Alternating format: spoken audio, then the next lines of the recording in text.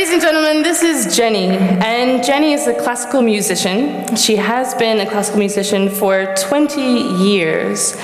And across these 20 years, she has learned, she's been trained to fear mistakes.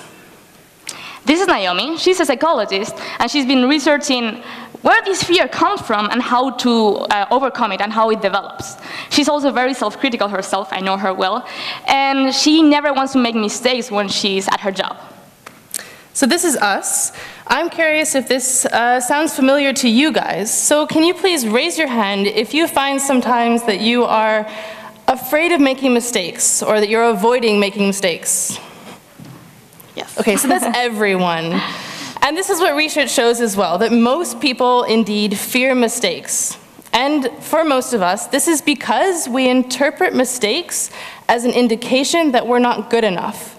We're not smart enough. So you make a mistake and you think, see, I knew I couldn't do it. I can't. I'm not good enough. I'm not talented. I'm not smart. Whatever your interpretation.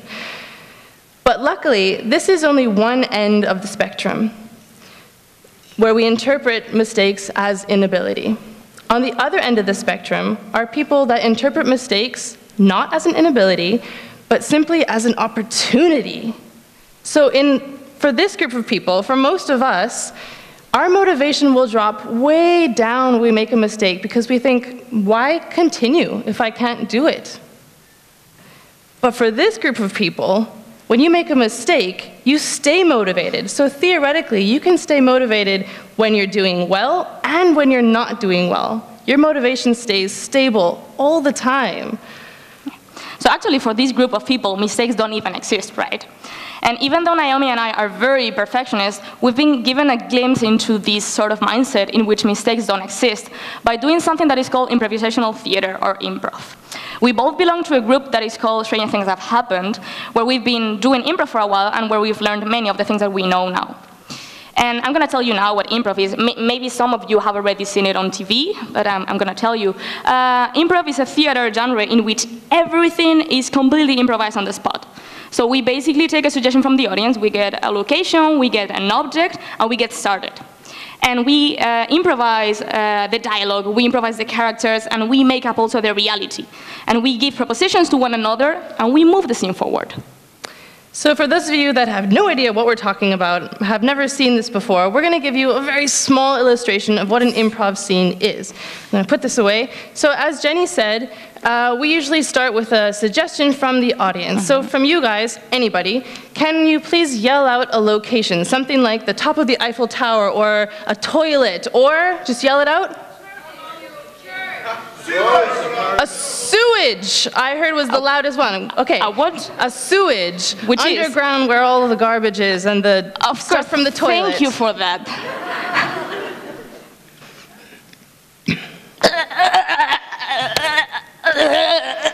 What are you doing in my sewage?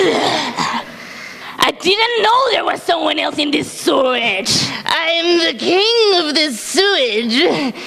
Now you will be my servant. No, I won't. Who told you that you are the king of this sewage? Well, I have a hat. It's a crown. That's a weird crown. It has the M of McDonald's on it. I found it in the garbage. Okay. So this is our...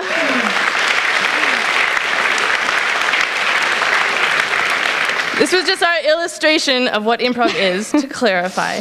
So how did we actually do it? Well, at the base of all improv theater is a very, very simple principle, and we call it yes and. You might have heard of it before.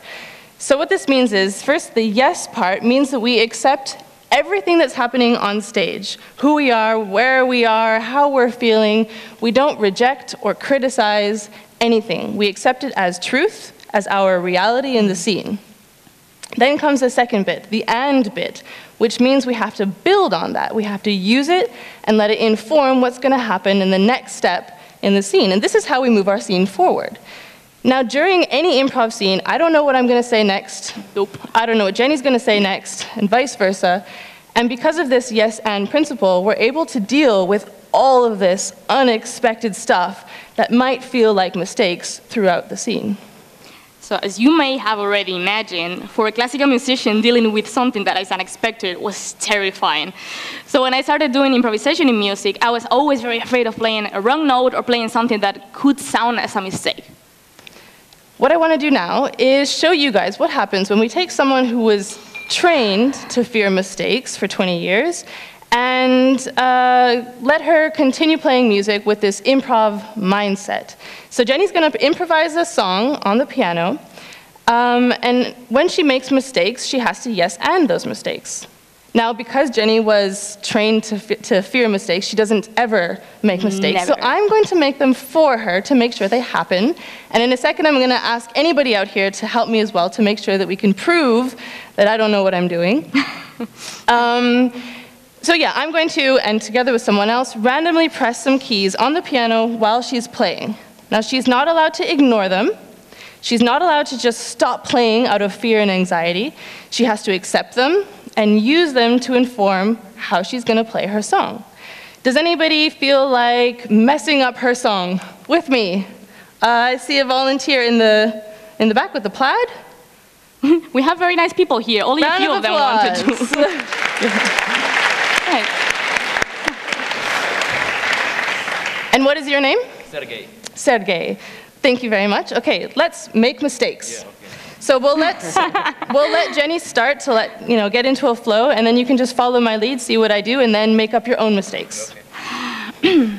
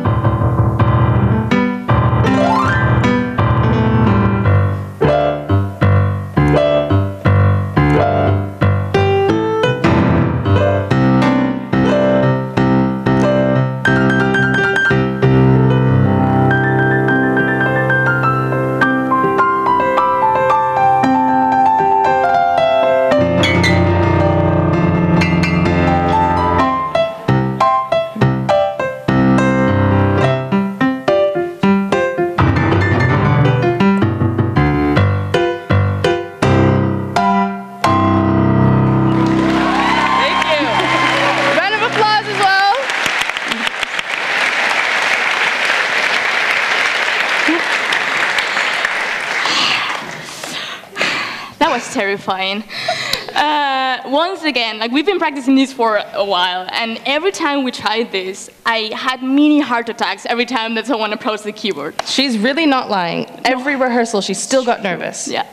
But what I realized for myself and what I wanted to share with you guys today is that actually, once I accepted that those things were already there, those mistakes were already there, and that I couldn't change anything about them, and that the only way that I could move forward was using them, my tension released completely. I felt much, much less stressed. So what we see here is Jenny's own experience of the process became much more enjoyable, much less stressful when she applied this yes and principle. What about the actual objective outcome? Did it sound good? Say yes if you thought it sounded good. Nice. Right? Good. So this is a very concrete example of the idea that mistakes don't exist. Yeah. And this actually could apply to real life as well, because life is unscripted, right? We don't have a plan. We are improvising. So whether something that happens is a mistake or is negative is completely subjective. So even Shakespeare said it himself. There is nothing good or wrong, but thinking makes it so. So it is the way we think about things what makes them positive or negative. So hopefully at this point, many of you are thinking, you know what, today is the day that I start thinking differently. Today I'm no longer going to fear mistakes. Awesome, cool. But you can't convince yourself to think differently. It's really hard. But in my research, I found that you can slowly develop a new way of thinking. So we did a study where we trained people to use this yes and principle every week. And after half a year, they reported that they were naturally responding to stress, to mistake-type things in their lives in a different way. They naturally got rid of this fear and started an automatically new way of thinking. So what this means is that we can actually train ourselves in our daily lives to move from one end of the spectrum to the other end of the spectrum by simply taking baby steps. Don't convince yourself to change the way you think. Practice it in your everyday life. So for example, say you have a great big date coming up and you're gonna cook chicken and you've been working for hours in the kitchen, but then you burn the chicken. Okay, so this is a mistake that you might respond to by canceling your date. You might continue your date and just be totally bummed out the whole time because it's not going as you expected. Or you could yes and that moment by saying, okay, yes, I burnt the chicken, and now I have no food. So let's take this as an opportunity to order in from that great Thai place down the street and have a fantastic date and enjoy it even more than if you would have made your chicken. Or imagine that you wanted to get into some studies and you got rejected. This might actually be an opportunity for you to find a more independent way to reach the same goal, right? So think about all the opportunities that you've missed out on because you thought you could make a mistake or you could fail. Now, if you had been able to yes and those negative things or those unwanted things, it would have been much easier for you to continue moving forward, because actually those negative things would have just informed the next step that you would take, maybe taking you to a different path, but still good. So please, next time that you are faced with something negative, don't make it stop you. Just embrace it, use it, and continue moving forward.